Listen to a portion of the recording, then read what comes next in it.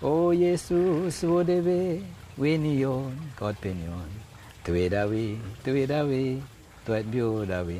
Ya itu lagu Herintar. Herintar itu Roh Kudus.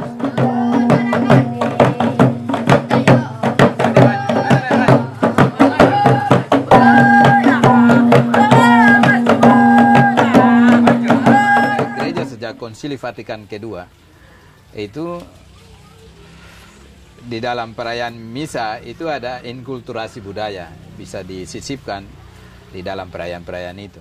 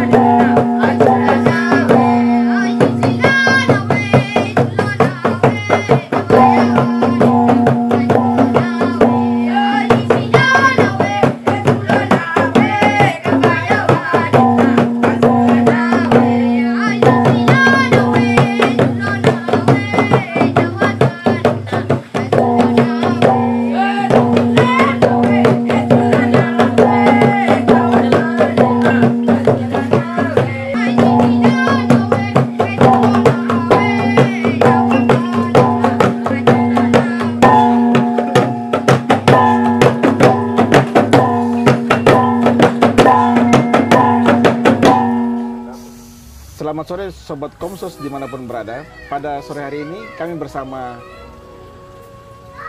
Nen Freddy Warpopor, salah satu orang muda Katolik yang berpartisipasi dalam melestarikan iman Katolik dan ajaran gereja Katolik, sekaligus melestarikan kearifan lokal Kabupaten Fakfak, terutama adat istiadat budaya di Tanah Baham. Nen Freddy, selamat sore. Selamat sore, Ngkut Pohi. Pohi. Pada kesempatan ini kami ingin sedikit berdiskusi dan sharing terkait dengan kegiatan Nen Freddy dalam melestarikan iman Katolik di Kabupaten Fakfak. Sekaligus di dalamnya ada budaya Baham yang Nen Freddy selalu menyelipkan dalam bentuk lagu, tarian, dan lain-lain. Bisa Nen Freddy ceritakan sedikit terkait hal itu? Baik, terima kasih banyak untuk rekan-rekan Komsos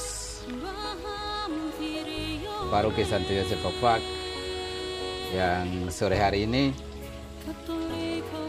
berkunjung ke tempat ini, ke kediaman sekaligus sanggar Tomandin Bahamata. Ya,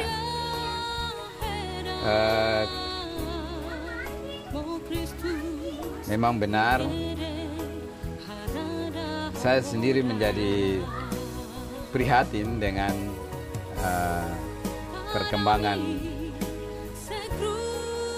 budaya, khususnya budaya Bahamata dengan kemajuan hari ini. Generasi muda terutama itu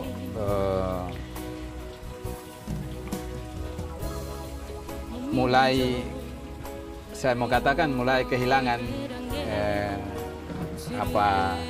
semangat untuk melestarikan budaya, mencintai budayanya sendiri.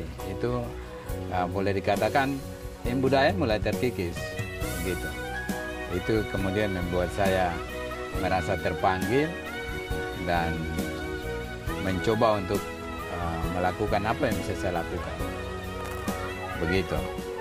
Dan perlu diketahui bahwa perkembangan sanggar yang saya bina itu berawal dari kegiatan di gereja.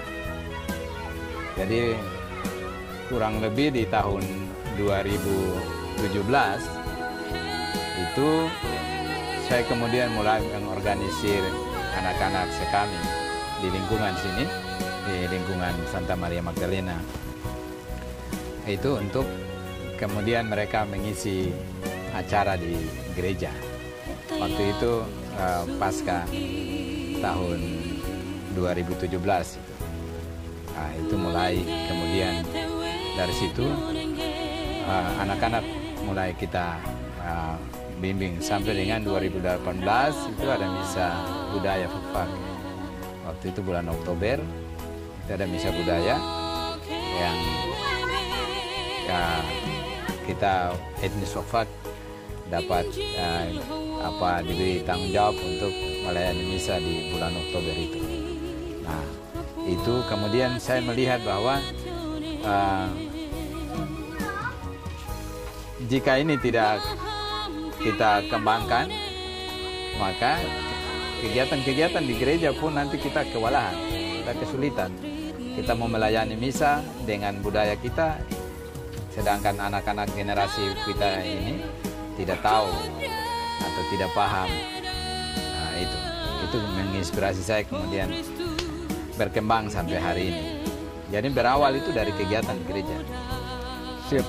Berarti yang latar belakang dari ini adalah keresahan terhadap budaya yang sudah semakin kurang diminati oleh generasi muda. Betul. Sehingga bagaimana Nen Freddy mau mengembangkan budaya terpanggil untuk kemudian mengembangkan. Ya, jadi begitu. Dalam budaya ini, seni budayanya tari-tarian atau lagu atau tutur? Iya.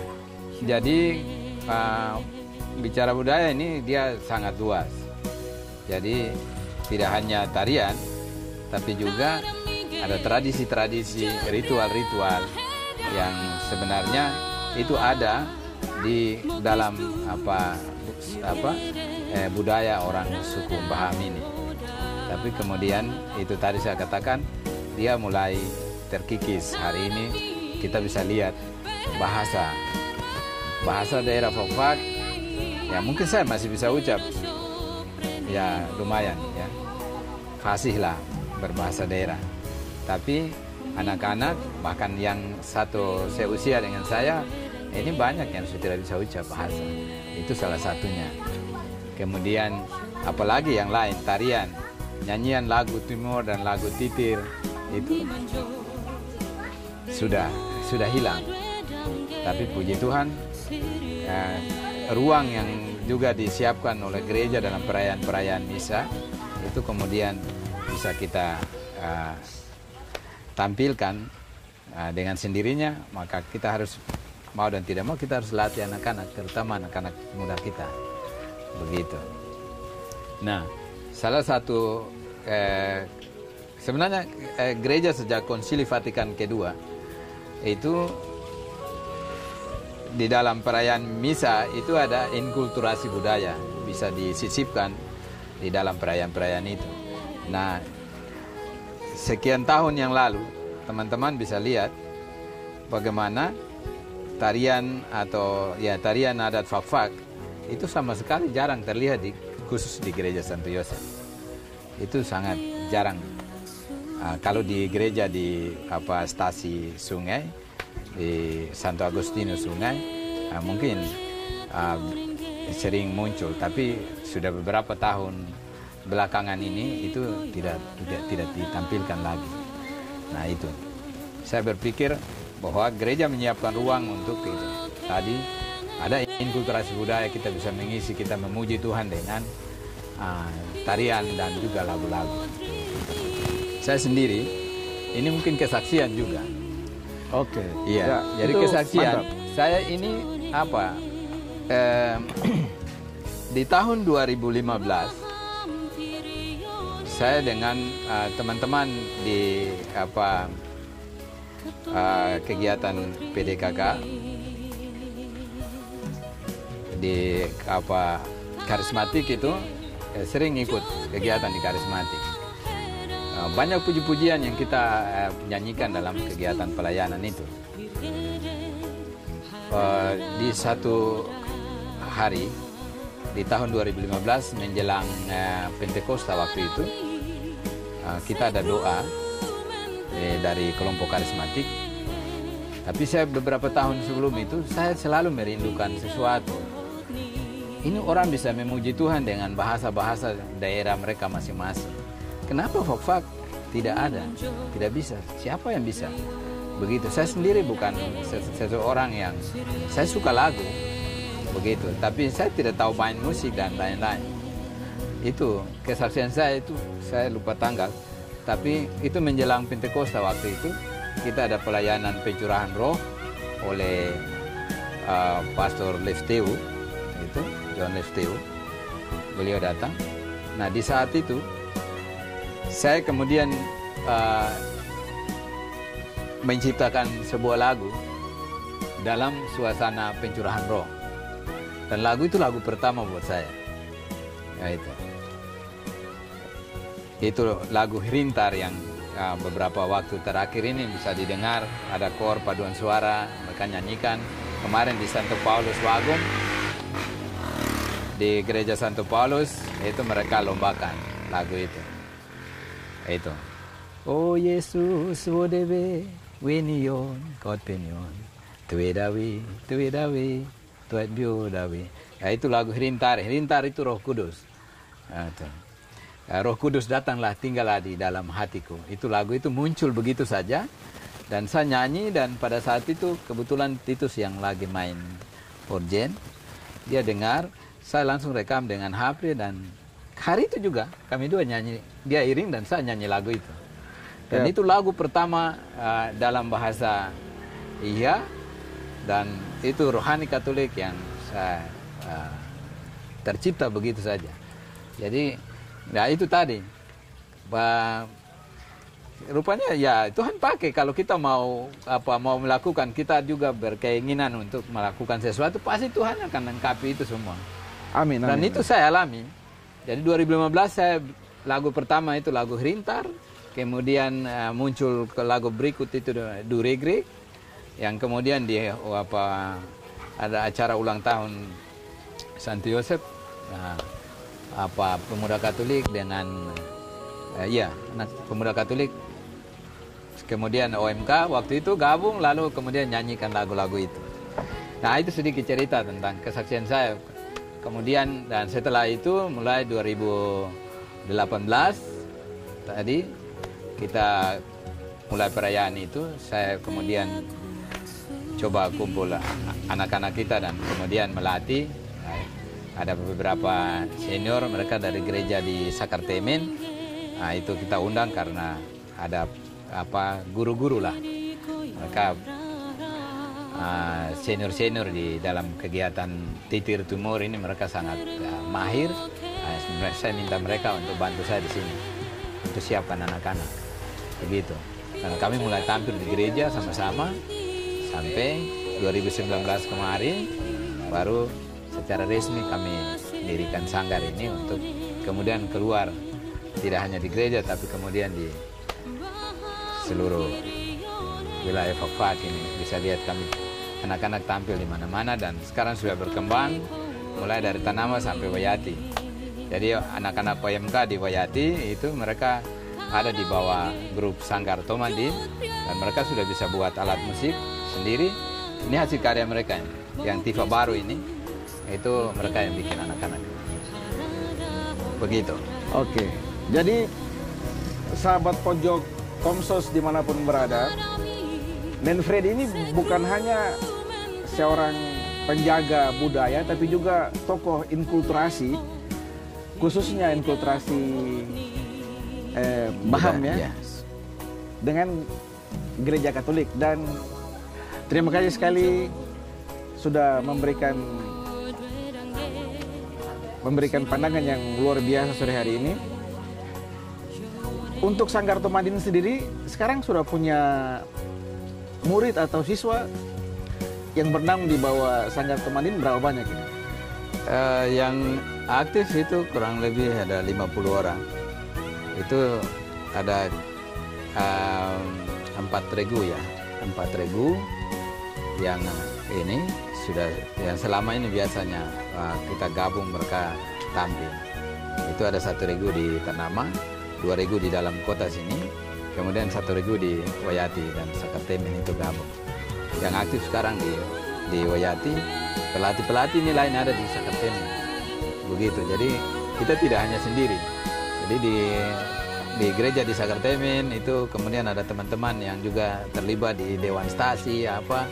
Ini semua kita coba untuk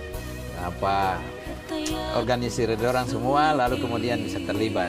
Sehingga kita berharap pelayanan-pelayanan di gereja di hari-hari raya itu kita harus selalu ada. Kita tunjukkan kita boleh memuji Tuhan dengan kita punya budaya, kita punya lagu-lagu dalam bahasa daerah. Seperti itu.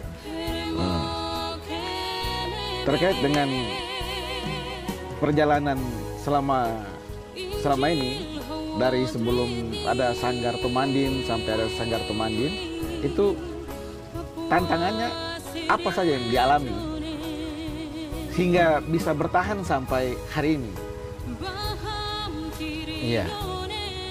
Satu hal itu adalah ketulusan hati dari kita untuk kemudian mau berkorban. Karena di data Dinas Pariwisata dan Kebudayaan itu hampir sekian ratus sanggar. Kebetulan saya juga sementara sekarang ini ada di Dinas Pariwisata dan Kebudayaan dan saya membawahi seksi sejarah tradisi dan kesenian. Sehingga saya melihat ada sekian ratus sanggar yang didirikan, tapi kemudian tidak berjalan dengan baik.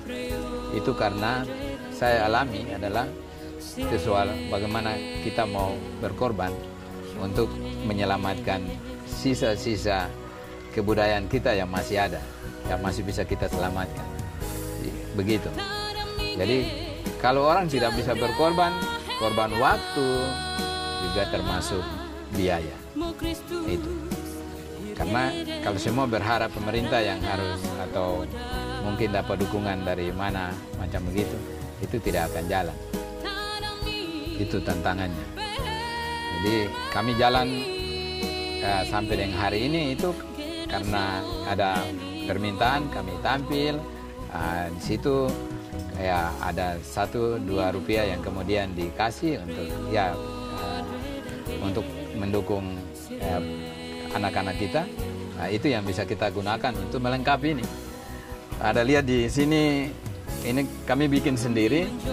Kemudian bahan-bahan ini kita harus pesan. Kita kan tidak boleh lagi tembak burung cendrawasih. Jadi kita harus coba mencari bulu-bulu hewan lain atau ayam yang bisa kemudian didesain sehingga terbentuk seperti yang ada saya pakai. Kemudian ada beberapa yang tersedia di sini. Seperti itu. Jadi itu salah satunya itu. Kemudian menghadapi anak-anak muda ini itu ya ada salah satu persyaratan di sanggar ini itu mereka boleh ikut kegiatan di sini tapi tidak boleh berpacaran. Itu menjadi persyaratan yang paling berat buat anak orang-orang muda. Itu. Nah, saya sendiri melihat bahwa karena banyak kegiatan-kegiatan yang kemudian saya alami juga karena orang tua ada yang pikir anaknya ada pergi bilang ada ikut kegiatan di sanggar, ternyata mereka ada di tempat lain, macam-macam begitu. Jadi itu menjadi satu persyaratan utama. Gitu, yang mau ikut tapi asal jangan ketahuan saja. Kalau ketahuan dikeluarkan dari sanggar dan itu sudah dilakukan. Begitu. Jadi di sini tempat untuk belajar semua hal itu belajar di sini.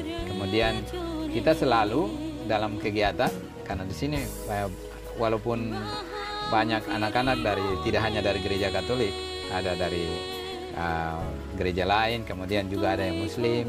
Tapi karena aktivitas di sini, kami selalu kalau buka kegiatan, ada mau berangkat dalam pergi tampil atau kembali, tetap berdoa atas nama bapak-bapak kami dan seterusnya. Jadi itu tetap dijalankan karena kebetulan memang di lingkungan kita anak-anak kami, anak-anak OMK juga ada. Jadi dari SD sampai dengan SMA bahkan mahasiswa. Yang ada beberapa itu mahasiswa, anak-anak FOFAK yang ada kuliah, mereka terlibat juga dalam kegiatan-kegiatan di sanggar ini. Seperti itu. Berarti memang dalam mengembangkan ini dibutuhkan ketulusan hati dan rela berkorban. Itu harus ada. Ya, jadi dari tadi kita duduk, ini ada. Iya. Bisa tolong dijelaskan, Nen? Ini yang tadi saya bilang, karena bulu cendrawasih ini sudah tidak ada. Ini saya pesan, ini bulu angsa ini pesan. Kemudian ini dipesan online dan ada juga yang saya pesan di anak-anak di Jakarta sana, mereka cari bulu ini lalu kemudian kirim, lalu kita bikin untuk sehingga kita tidak lagi harus pakai bulu cendrawasih, tapi kita pakai ini menyerupai bulu cendrawasih begitu. Karena dalam tarian Timo dan Titir sebenarnya tidak harus menggunakan bulu cendrawasih, tapi nanti lihat kalau di kampung pas bunyi tifa, mama-mama yang ikut ada di situ mau menari, mereka patah daun-daun, mereka juga menari, begitu. Supaya terlihat cantik dan seragam, itu ya ini namanya juga karya seni. Jadi kita desain sehingga ya manis dan juga bagus dari sisi seni ya. Nah ini tinggal dibikin jahit kainnya. Ini saya baru bikin tadi. Ada coba perbaiki yang rusak-rusak begitu. Oke. Harapan Nen Freddy ke depan terkait dengan orang muda Katolik dalam hidup menggereja dan juga bagaimana peran orang muda Katolik dalam melestarikan kebudayaan. Kira-kira Nen Freddy punya harapan dalam hal ini bagaimana? Ya, saya berharap gereja sudah memberikan kita ruang untuk melayani, memuji Tuhan itu menggunakan kita punya segala kekayaan budaya kita. Yang tadi saya sempat ada singgung, Konsili Vatikan kedua itu memberikan ruang kepada suku-suku bangsa di dunia untuk dalam pelayanan misa itu kita dapat melakukan misa inkulturasi budaya. Kita menyisipkan budaya kita dengan di dalam perayaan misa. Saya berharap orang muda Katolik secara khusus di Fak-Fak dan di wilayah adat Bahamata ini ikut mewarisi, kemudian ikut menjaga, mengangkat, melestarikan budaya yang ada. Mau ke orang suku Bahamka atau segala suku bangsa yang ada di datang, lahir, besar, dan tinggal di negeri ini, itu bertanggung jawab untuk ikut melestarikan seni budaya yang sudah menjadi warisan turun-temurun. Itu. Jadi harus melihat budaya itu secara luas. Orang muda harus mengenal itu. Karena tidak hanya melihat hanya tarian, tapi ada nilai-nilai kearifan lokal, nilai-nilai spiritual yang tertanam dan tersimpan di dalam budaya suku Bahamata di Fak-Fak ini. Sehingga kalau lihat hari ini orang Fak-Fak itu lebih tenang, ya itu juga karena karakter budaya yang diwariskan turun-temurun. Kalau kita kenal dengan 1 tungku 3 batu, itu juga menjadi bagian warisan yang sudah diwariskan turun-temurun. Dan itu sesuatu yang luar biasa. Begitu. bagaimana saudara-saudara kita yang muslim itu kemudian mereka pertama kali menjemput, menerima lekok, lalu kemudian memperkenalkan, mengantar lekok kepada umat dahulu kala kita, lalu kemudian mereka dipermandikan, dan sampai dengan perkembangan gereja Katolik sampai dengan hari ini, dari Sekru sampai ke seluruh penjuru tanah Papua. Jadi ini menjadi tanggung jawab orang-orang muda hari ini. Kalau saya sering menggunakan kata ini, apa artinya kau memiliki segala pengetahuan, segala kedudukan, dan segala kekayaan kau punya, tapi apa artinya semua itu kalau kau kehilangan identitas budaya? Kau tidak bisa bicara bahasa, kau sudah tidak tahu menyanyi lagu atau menari tarian fak-fak, dan kau tidak tahu tentang tata krama, etika budaya yang diwariskan turun-temurun. Apa artinya semua itu kalau kau tidak tahu barang ini, kau tidak tahu kau budaya? Demikian. Oke, terima kasih Nen Freddy. Pada kesempatan sore ini sudah banyak mencerahkan kita terkait dengan iman Katolik, terkait dengan budaya adat istiadat, budaya Baham, bagaimana kearifan lokal juga bisa masuk dan berinkulturasi dalam liturgi gereja Katolik di Paroki Santo Yosef Akbar. Pada kesempatan ini juga kita banyak terima kasih sekali kepada Nen Freddy karena sudah menjadi inspirasi bagi adik-adik semua. Semoga hal ini dapat berlanjut dan akan muncul Nen Freddy berikut. Amin. Yang terus menjaga dan melestarikan budaya. Ya. Tapi tak lupa iman Katolik tetap ada dalam jalurnya. Demikian sahabat Pojok Komsos Paroki Santo Yosef Akbar, perbincangan kita dengan Nen Freddy pada sore hari ini. Semoga dapat bermanfaat dan menjadi tambahan pengetahuan kepada kita semua. Salam sejahtera untuk kita semua. Amin.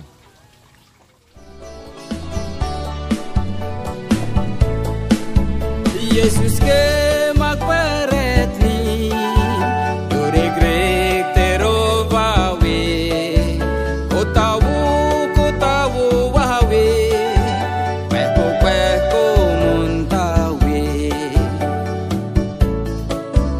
Yesus ke magparetni duregrek terovawe kotawu wawe peko muntawe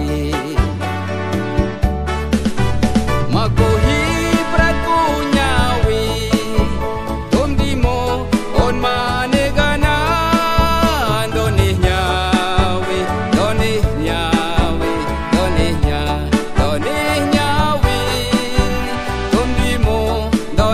nyawi.